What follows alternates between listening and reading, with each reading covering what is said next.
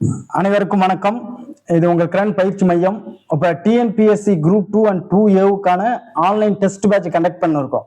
இப்போ எங்களுடைய test schedule புதிய கனவு அப்படின்ற தலைப்பில் நாங்கள் டெஸ்ட் பேட்ச் கண்டக்ட் பண்ணிருக்கிறோம். உங்களுக்கு டெஸ்ட் ஷெடியூல் வந்து டிஸ்கிரிப்ஷன் கீழே கொடுக்குறேன். இப்போ வந்து யூனிட் 4 பாலிட்டிக்கு வந்து வேர் டு ஸ்டடி, அதாவது நம்ம பாலிட்டியை எப்படி உங்களுக்கு டெஸ்ட் பாலிட்டியில் பொதுவாகவே எக்கனாமிக்ஸு, ஐஎன்எம், சயின்ஸு, ஜியாகிரபி பொதுவாகவே உங்களுக்கு எப்படி நாங்கள் டெஸ்ட் கண்டக்ட் பண்ணுவோம் அப்படின்றத சொல்கிறோம். அதாவது டாபிக் வைஸாக உங்களுக்கு நான் டெஸ்ட்டில் கொடுத்துருவேன். இப்போ பாருங்களேன், இப்போ இதுதான் புதிய கனவுடைய டெஸ்ட் ஷெடியூல்.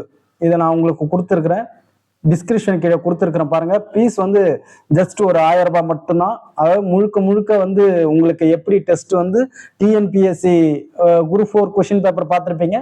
அதில் தமிழ் கொஞ்சம் டஃபாக கேட்டாங்க. அதனால தமிழை நாம் வந்து ஃபர்ஸ்ட் நீங்க 6th இருந்து 12th வரைக்குமே என்ன பண்ணோம், நல்லா கிளியரா படிச்சுக்கிங்க. அதுக்கப்புறம் நம்ம அதர் சோர்ஸ் பார்த்துக்கலாம். எல்லாத்தையும் நம்ம இப்போ எடுத்த உடனே அதர் சோர்ஸே நீங்க இப்போ போய் தேடி பிடிச்சின்னு இருந்தீங்கன்னா புக்கில் இருக்கிறத விட்டுருவீங்க.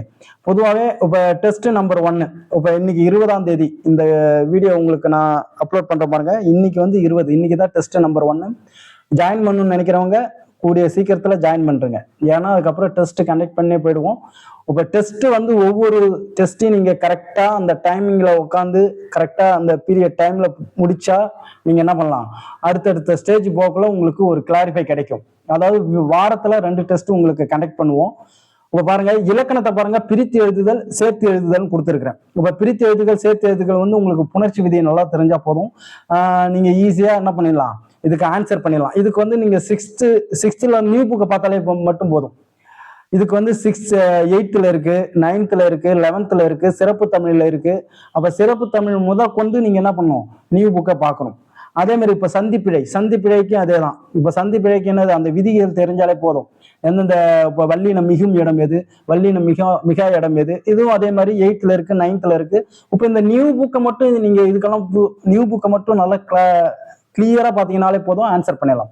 இப்ப குறில் நெடில் வேறுபாடு இருக்குல்ல, இப்ப இதுக்கு தான் நீங்க என்ன பண்ணணும்னா 6th இருந்து 12th வரைக்கும் 6th இருந்து 12th வரைக்கும் நியூ புக்கையும் பார்க்கணும், ஓல்டு புக்கையும் பார்க்கணும். ஏன்னா குறில் நெடில் வேறுபாடு. இப்ப இதுக்கு உங்களுக்கு நாங்க எப்படி டெஸ்ட் கண்டக்ட் பண்ணுவோம்னா, பழைய புக்ல இருந்து உங்களுக்கு கொஸ்டின்ஸ் எடுப்போம், புதிய புக்ல இருந்து உங்களுக்கு இதுக்கு கொஸ்டின்ஸ் எடுப்போம்.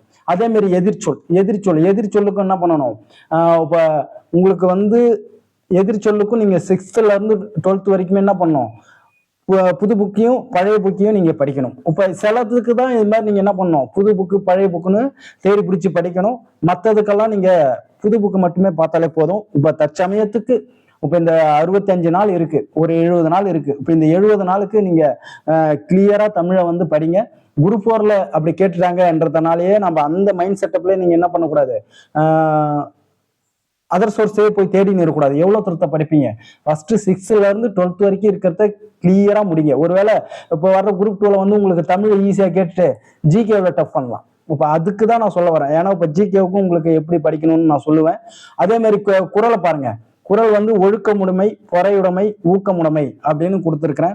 இப்போ ஒழுக்கமுடைமை அந்த 10 குறள்ஸை, அந்த 10 குறள் வந்து பழைய புக்கிலே உங்களுக்கு இருக்கு.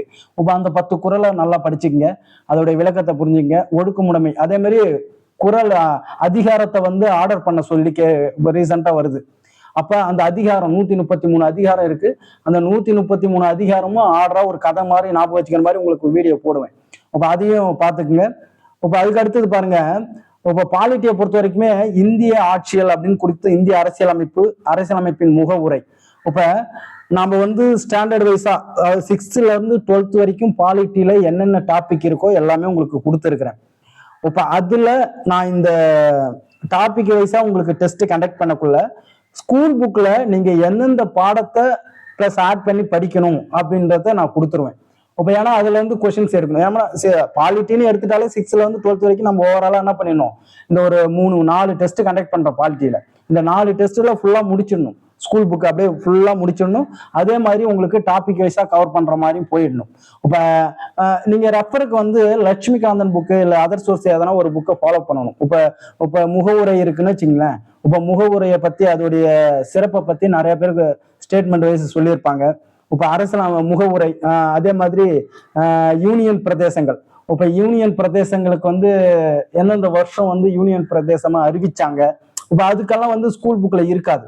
அப்ப நீங்க இது அதர் சோர்ஸா நீங்க பார்த்து வச்சுக்கணும். ஏன்னா குரூப் 2ல கொஞ்சம் டிகிரி ஸ்டாண்டர்ட் லெவல் இல்லைங்களா?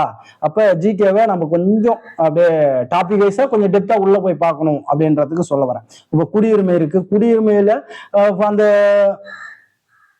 குடியுரிமையை பொறுத்த வரைக்குமே அந்த விதிகள் எல்லாத்தையுமே நீங்க என்ன பண்ணணும், நல்லா கிளியரா படிச்சுக்கணும். பாகிஸ்தான்ல இருந்து வந்தவங்களுக்கு எப்ப குடியுரிமை அந்த ஆங்கிள் எல்லாம் நீங்க என்ன பண்ணணும். இப்போ புக்ல பாத்தீங்கன்னா ஷார்ட்டா கொடுத்துருப்பாங்க, சிம்பிளா விதிகள் நிறைய கொடுத்துருக்க மாட்டாங்க.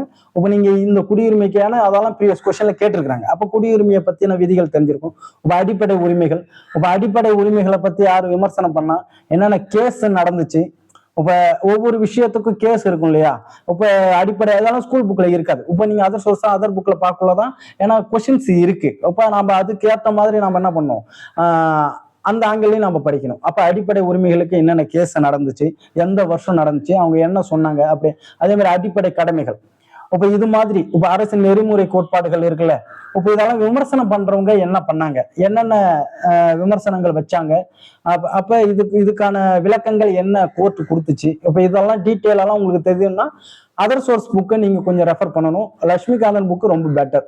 இப்ப இது மாதிரிதான் உங்களுக்கு டெஸ்ட் கண்டக்ட் பண்ணுவோம். அதே மாதிரி இப்ப சைக்கிள மேக்ஸை பொறுத்த வரைக்குமே விகிதம் மற்றும் விகிதாச்சாரம் இதுல இருந்து 25 கொஸ்டின்ஸ் கேட்போம். 2021-22 சென்ட்ரல் அண்ட் ஸ்டேட்டுடைய ஸ்கீம்ஸ் அதை நல்லா படிச்சுக்கோங்க. இப்ப அதுல இருந்து ஏன்னா இப்ப கரண்ட் அஃபேர்ஸ்ன்னு பார்த்தா இப்ப 2021-22 இந்த திட்டங்களை பத்தி நிறைய கேட்கறாங்க. இப்ப அதனால ஃபர்ஸ்ட் நம்ம திட்டத்தை நல்லா கிளியரா முடிச்சிடணும் அப்படின்றதுக்காக உங்களுக்கு கொடுத்துருக்கிறேன். இப்ப அடுத்தது பாருங்க, இப்ப வேர் டு ஸ்டடியில நான் சொல்லிட்டேன்ல, இந்த டாபிக் வைஸா உங்களுக்கு நான் கொடுத்துருவேன். இப்ப 6th ஸ்டாண்டர்ட்ல நீங்க என்னென்ன படிக்கணும். இப்ப நான் வந்து இப்ப ஃபர்ஸ்ட் டெஸ்ட்ல கண்டக்ட் பண்ணக்குள்ள உங்களுக்கு என்ன சொல்றேன், இப்ப 6th இருக்கிற இந்த தேசிய சின்னங்கள், இந்திய அரசியலமைப்பு சட்டம், இதை படிச்சுக்கணும். அதே மாதிரி அதுக்கு அடுத்தது பாருங்க, இப்ப 7th இருக்கிற அரசியல் கட்சிகள், புரியுதுங்களா? 7th இருக்கிற அரசியல் கட்சிகள். அதுக்கு அடுத்தது வந்து 10th பாருங்க இந்திய அரசியலமைப்பு.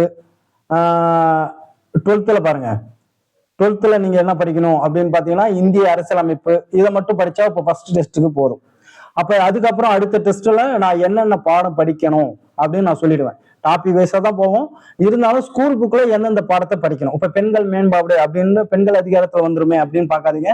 ஏன்னா இப்ப ஒவ்வொரு டாபிக்கா நம்ம வந்து ஒவ்வொரு புக்கையும் நம்ம எடுத்து எடுத்து திருப்புறதுக்கு பதிலா இப்ப பாலிட்டினா 6th இருந்து 12th வரைக்கும் என்னென்ன பாடம் இருக்கு, அந்த பாடத்தை எல்லாம் படிச்சுட்டா நம்ம அதர் யூனிட்டையும் கவர் பண்ண மாதிரி ஆயிடும், பாலிட்டியும் கம்ப்ளீட்டா முடிச்ச மாதிரி ஆயிடும்.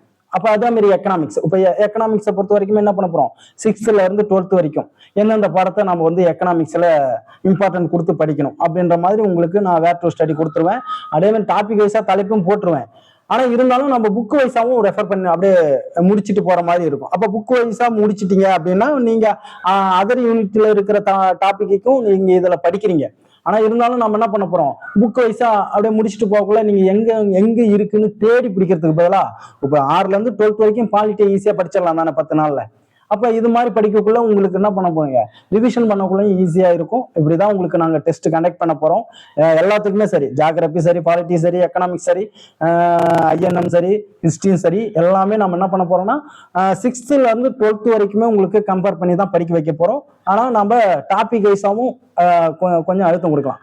அதே மாதிரி பாலிட்டியை பொறுத்த வரைக்கும் என்ன பண்ணணும், எதனா ஒரு புக்கை ரெஃபர் பண்ணுங்க. ஏன்னா அட்டவணைகள் இதெல்லாம் கொடுத்துருக்க மாட்டாங்க, ஸ்கூல் புக்ல இல்லை. மேக்சிமம் நீங்க புக்கை ரெஃபர் பண்றீங்கன்னா இப்ப 10th 12th எல்லாம் வந்து 2019 புக்கை பாருங்க. அதுல எக்ஸ்ட்ரா டீட்டெயில் நிறைய கொடுத்துருப்பாங்க, அதையும் பாருங்க. ஓகே, இதுதான் இப்போ டெஸ்ட் சீரீஸை பொறுத்த வரைக்குமே இப்படிதான் நாங்க கண்டக்ட் பண்ண போறோம். இப்போ எங்களுடைய டெஸ்ட் பேட்ச்ல ஜாயின் பண்ணா நீங்க டிஸ்கிரிப்ஷன் இந்த நம்பருக்கு கால் பண்ணுங்க. உங்களுக்கு டீட்டெயில் வேணா இந்த நம்பருக்கு கால் பண்ணுங்க. அப்படி இல்லை ஜாயின் பண்ணா இந்த நம்பருக்கு ஜிபே, ஃபோன்பே, பேடிஎம் எது வேணாலும் பண்ணலாம். 7904182924. ஜஸ்ட் ஒரு 1000 ரூபாய் மட்டும்தான் ஃபீஸு. ஆனால் டெஸ்ட் வந்து பார்த்தீங்கன்னா உங்களுக்கு மிகப்பெரிய லெவலில் குரூப் 2 ஸ்டாண்டர்டில் எந்தெந்த டிகிரி ஸ்டாண்டர்டில் கேட்குறாங்க, நம்ம 12th வரைக்கும் நல்லா கிளியராக கம்ப்ளீட்டாக முடிக்க போகிறோம். அதுல இருந்து எப்படி கேட்டாலும் ஆன்சர் பண்ணணும் அப்படின்ற மாதிரி. அதாவது நமக்கு ஒரு விஷயம் பொறுத்த வரைக்குமே பாருங்க, ஒரு ஒரு ஒரு சில கேள்விகள் வந்து அதர் சோர்ஸ்ன்னு சொல்லிட்டு ரொம்ப டெப்தா எடுப்பாங்க, அது நமக்கு தெரியவே தெரியாது. இப்ப அந்த கேள்வியை நீங்க நோக்கி போறதுக்கு பதிலா மீதி 80 கேள்வி, அதாவது ஒரு 65 கேள்வி வந்து ஸ்கூல் புக்ல எடுக்க போறாங்க. அப்ப அந்த கேள்விக்கு நீங்க கரெக்டா அந்த 65க்கு 65 எடுத்துட்டீங்க அப்படின்னா அப்ப நீங்க வந்து அந்த கட் ஆஃப் ரேஞ்சில் நின்றுவீங்க. அதனால ஃபர்ஸ்ட் நம்மளுக்கு ரெஃபரன்ஸை பொறுத்த வரைக்குமே புக்கு தான், ஸ்கூல் புக்கு தான். அந்த ஸ்கூல் புக்கை நல்லா மெயினாக கிளியராக படிச்சுட்டு போவோம். இது மாதிரி ஸ்டாண்டர்ட் வைஸாக நீங்கள் படிக்கக்குள்ளேயும் நம்ம டாபிக் வைஸாக பார்க்கக்குள்ளேயும் நிறைய விஷயங்கள் உங்களுக்கு என்ன பண்ணிடும், கிளியரா தெரிஞ்சிடும். இப்போ அதே மாதிரி இப்போ அடுத்த டெஸ்ட் பாருங்க. அடுத்த டெஸ்ட் பார்த்தீங்கன்னா தெரியும். இப்போ அரசின் நேர்முறை இப்போ இதில் தான் நம்ம என்ன பண்ண போகிறோம், ஸ்கூல் புக்கில் நிறைய டாப்பிக்கை படிக்கிற மாதிரி இருக்கும். இது மாதிரி தான் நீங்கள் டெஸ்ட் ப்ராக்டிஸ் பண்ண போறீங்க. கொஷின்ஸும் உங்களுக்கு எப்படி தான் எடுக்க போகிறேன். அதாவது நான் டெஸ்ட்டு சொல்லிடுவேன், என்னென்ன டாபிக் படிக்கணும், என்னென்ன படிக்கணும்னு நான் சொல்லிடுவேன். அதுலேருந்து கொஷின்ஸை வந்து நான் வந்து உங்களுக்கு எடுத்து கொடுப்பேன். அதை நீங்கள் டெஸ்ட் ப்ராக்டிஸ் பண்ணுங்க. Okay, thank you, all the best.